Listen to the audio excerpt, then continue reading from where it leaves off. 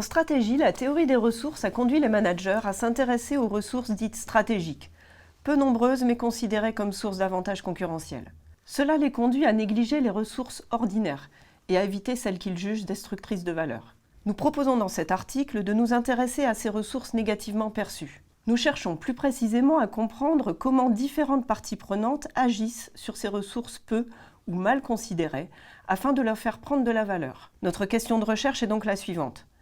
Quelles stratégies permettent de valoriser une ressource négativement perçue ? Pourquoi cette question a-t-elle du sens ? Tout d'abord, rappelons qu'aujourd'hui, nous savons peu de choses sur les processus par lesquels les acteurs évaluent et valorisent les ressources de leur environnement. Nous proposons donc de regarder la valeur des ressources en train de se faire plutôt que de la constater a posteriori.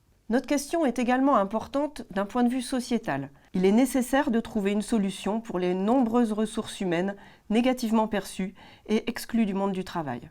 Dans notre article, nous avons choisi d'étudier un cas de ressources humaines négativement perçues par la très grande majorité des entreprises, l'autisme Asperger. Plusieurs études, dont celle de Richards en 2012, montrent leur exclusion du monde du travail.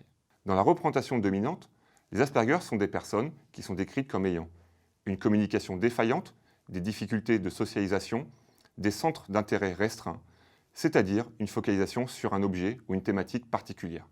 Ces particularités peuvent expliquer qu'ils sont délaissés par les entreprises. Pourtant, on constate ces derniers temps un changement de la perception des Asperger. Cela se manifeste par de nouveaux discours à leur sujet depuis quelques années.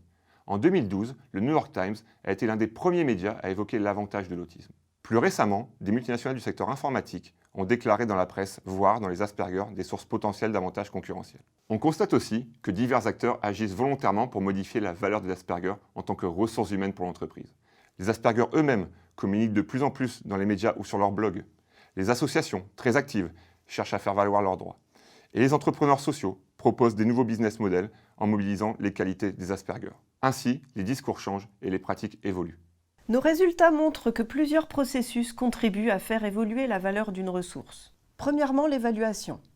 Pour déceler le potentiel des Asperger, il faut abandonner l'entretien de recrutement classique et le remplacer par des pratiques mieux adaptées à leurs particularités. C'est ce que fait la Fondation Specialisterne en inventant des tests de capacité cognitive avec des Lego Mindstorm. Deuxièmement, pour augmenter la valeur d'une ressource, il faut la rattacher à une catégorie plus valorisée.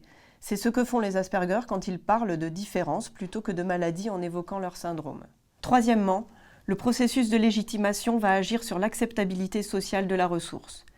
Les acteurs de l'environnement ont ainsi mis en place une rhétorique des talents, c'est-à-dire un discours mettant en lumière des capacités cognitives extraordinaires des Asperger.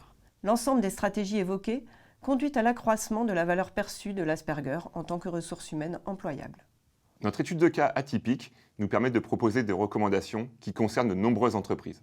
La valeur d'une ressource ne dépend pas uniquement de sa productivité attendue, elle dépend aussi de son acceptabilité. Ce résultat doit inciter les entreprises à réfléchir davantage aux moyens de légitimer leurs ressources. Pour ce faire, elles doivent mettre en place des stratégies discursives valorisant leurs ressources auprès de leurs parties prenantes.